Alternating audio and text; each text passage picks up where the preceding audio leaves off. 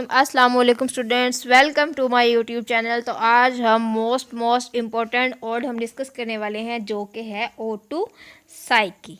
तो चलें बिना टाइम वेस्ट करते हुए O2 साइकी स्टार्ट करते हैं। लास्ट वीडियो के अंदर मैंने आपसे डिस्कस किया था ओड ऑन मेलनकली, जिसकी वीडियोज़ जो हैं वो मैंने अपलोड कर दी हैं, तो आप चाहें तो वो देख सकते हैं।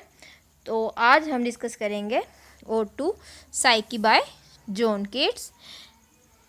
ओ गोडेस, अब यहाँ पर मुखातिब किया जा रहा है। ओपन ही जो है वो ओड जो है वो इस तरीके से ओपन होती है कि जॉन कीट्स जो है वो गोडेस को एड्रेस करते हैं, बुलाते हैं, उससे मुखातिब होते हैं। Hear this tuneless numbers. अब जो है वो अनम्यूजिकल लाइंस वो कह रहा है कि वो सुनो।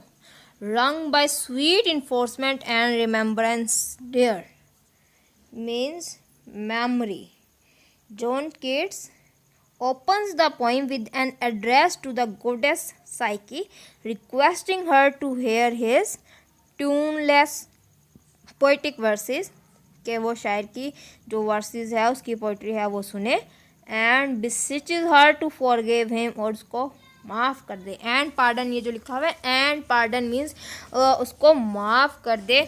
That thy secrets should be sung, कि तुम्हारे जो सीक्रेट्स हैं वो मैं खोलने जा रहा हूँ। Even into thine own soft conched ear, यहाँ तक कि तुम्हारा जो है वो तुम्हारा कान जो है वो भी सुनेगा। श्योरली आई ड्रीम टुडे और डिड आई सी, मुझे तो ऐसा लगता है कि मैंने आज ख्वाब देखा या वो सच था। The winged psyche with awakened eyes, मैंने साइकी को देखा जिस अपनी खुली आँखों से। अब इसमें जॉन कीट्स जो है अपने आप से सवाल कर रहे हैं कि मैं सोया हुआ था या मैं अपने होशो हवास में था, मुझे नहीं पता, बट मैंने जो है वो साइकी को देखा। With awakened eyes I wondered in a forest thoughtlessly means aimlessly. Thoughtlessly means aimlessly, बिला किसी मकसद के जो है मैं फॉरेस्ट में घूम रहा था। एंड ऑन द सडन, और अचानक, फेंटिंग विद सरप्राइज, मैं जो हूँ बेहोश होने वाला था सरप्राइज के साथ। सॉ टू फेरी क्रिएचर्स, मैंने दो फेरी क्रिएचर्स देखे। काउंस्ट मीन्स लेटे हुए, साइड बाय साइड एक दूसरे के साथ।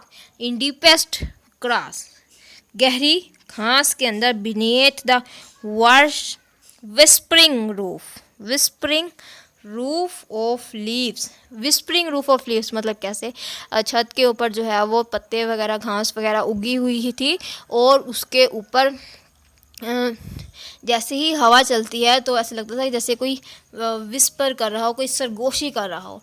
एंड ट्रेम्बल्ड ब्लॉसम्स, और हिल हिलाती हुए शगुफे। Where there ran a brooklet scarce spied, और वहाँ पर जो है वो एक नदी भी जो है वो बहती थी। ये था जी स्टैंजा नंबर 1।